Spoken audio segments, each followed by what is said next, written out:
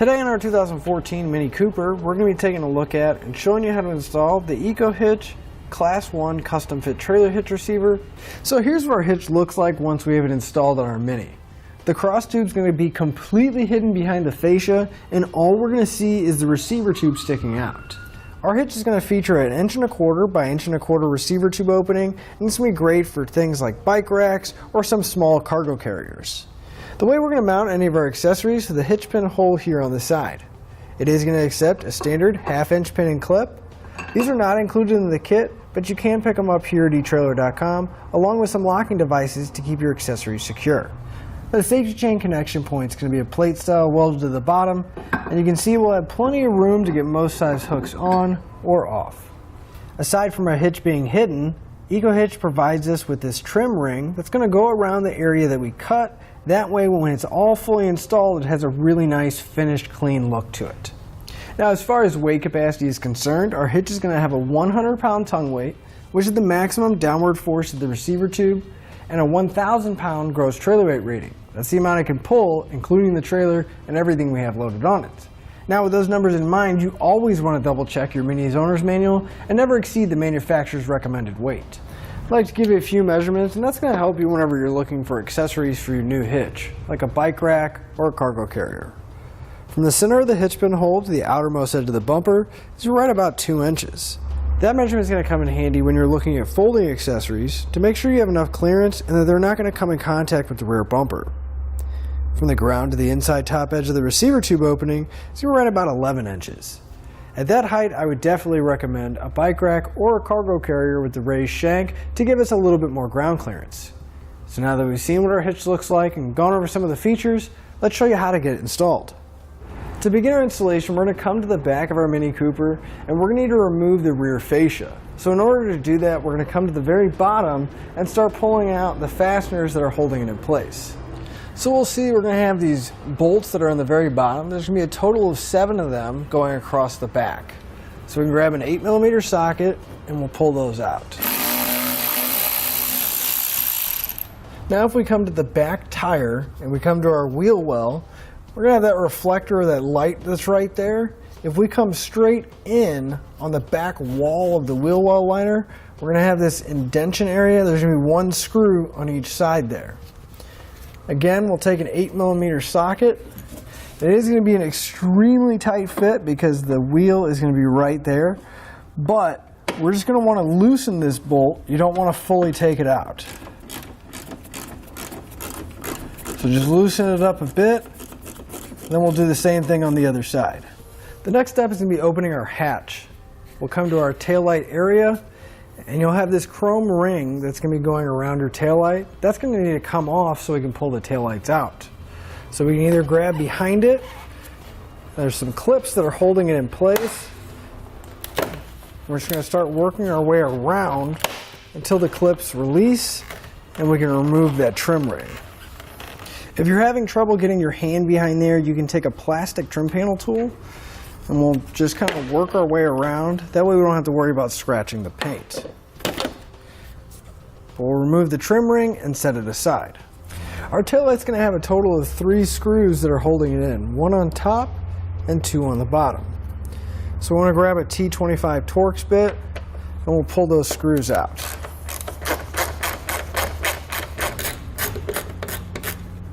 Then if we move to the interior, there's going to be an access panel right here. We'll go ahead and open the door, remove the cover. We're going to need to reach inside, that way we can disconnect our taillight assembly so we can pull it out. So we push in on the tab, we can pull the plug out. Just be that small tab right there, you press down and we can disconnect the plug.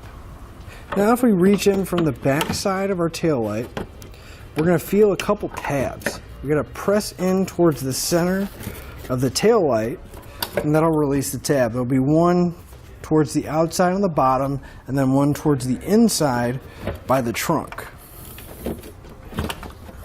And once you press those tabs in, we're going to have this one right here. You just kind of want to press in so that it can slide past there.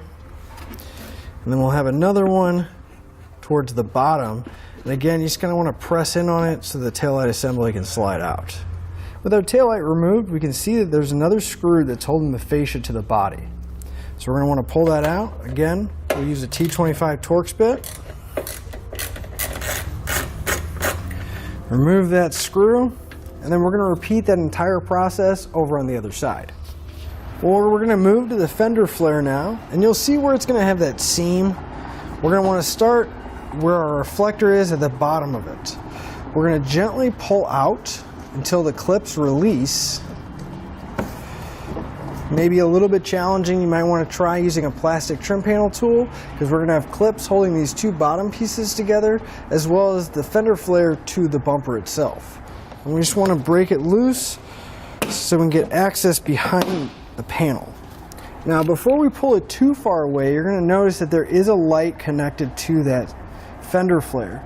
So you want to disconnect the plug so we don't cause any damage to the wiring. And just press down on that small tab and pull away. And we're going to work our fender flare loose until we can get access to a bolt that's right behind it. I'm going to use a T25 Torx bit to remove that bolt.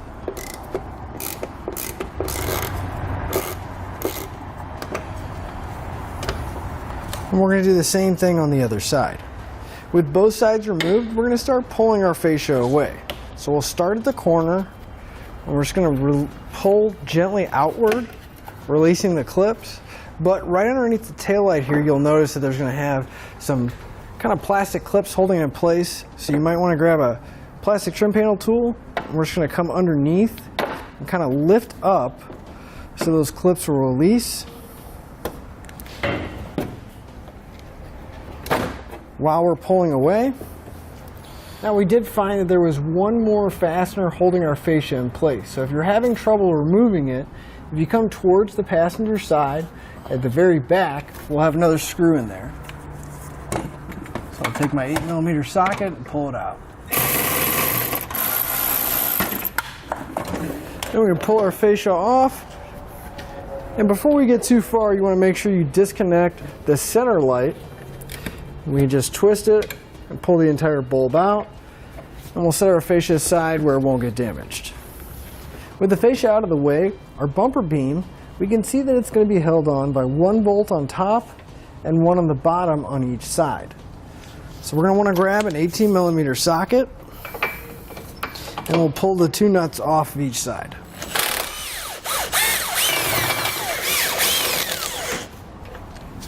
We'll pull the bumper beam off and set it aside. Now, we are going to have to trim a little bit of plastic that's behind the fascia. We're going to be coming along and about right there, and if we come over, we're just going to come straight across, and we're going to be cutting out all of this section and about halfway through the bolt down below. And with our light, it's going to take a trim panel tool because there's a clip that's actually stuck into the plastic. Again, you just want to make sure that the wire is out of the way so when we do start cutting, it won't damage it. I'm going to be using a rotary tool to cut through the plastic, but you can use whatever you have available. Again, just watch your wires when you're cutting.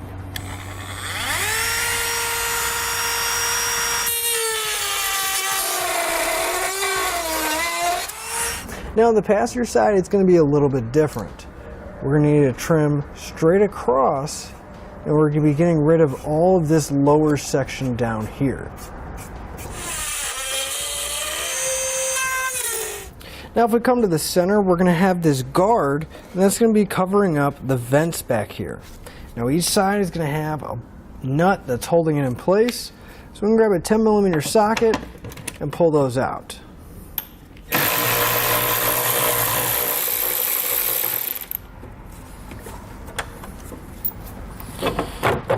So we'll pull the vent out, and this is not going to be getting reinstalled. Now we're going to have to do some trimming on our heat shield as well, so I went ahead and marked out the area. Now there is a diagram with measurements and the instructions. You just want to make sure you follow those, and if anything, you can always cut a little bit less and then go back and trim more if needed. But since we're going to be cutting a heat shield, I'm going to be using a pair of 10 snips. You can use whatever you have available. You just want to make sure that you make nice clean cuts and you take your time. I'm just going to follow the outside Now, once you have that cut out, you'll notice that we're going to have that spare tire cover right there in the way. So we're going to need to mark this out as well. And we're just going to trim a little bit of plastic here. That way we have room for our hitch to go into place.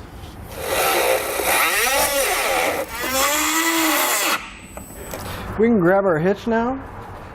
And on each side plate here, they're going to have two holes. We're going to slide them over the studs that we took our impact bar off of.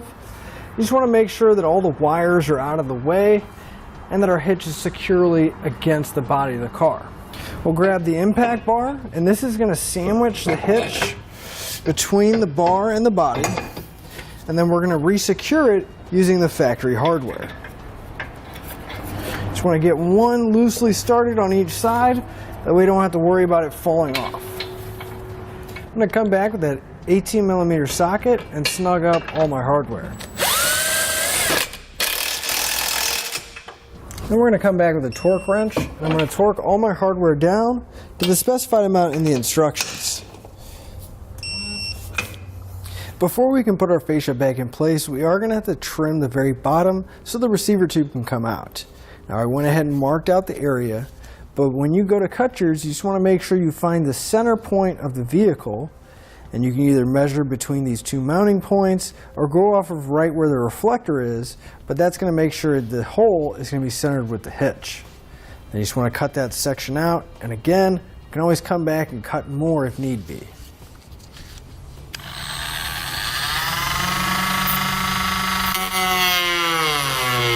After we have the hole cut out, we can take the trim lock that's in our kit and we can spread it open and we can slide it around the opening. That way it gives it a nice clean look. It's going to be a tight fit, but you want it to slide on where each side is going to go around the fascia so it has that nice rubber coating around the cutout. Once you have it all the way on, we can trim off any of the excess. We don't have to worry about it hanging down, and it just looks a little bit nicer. So now we can go ahead and take our fascia, and I'm going to do a quick test fit, just a dry run, to make sure that the cutout I made is big enough for my receiver tube. And with the cutout matching our hitch perfectly, we can go ahead and reinstall all our wiring and the fasteners holding the fascia in place. And with all the fasteners replaced and our hitch fully installed, we're ready to hit the road. That'll finish up your look at the EcoHitch Class 1 Custom Fit Trailer Hitch Receiver on our 2014 Mini Cooper.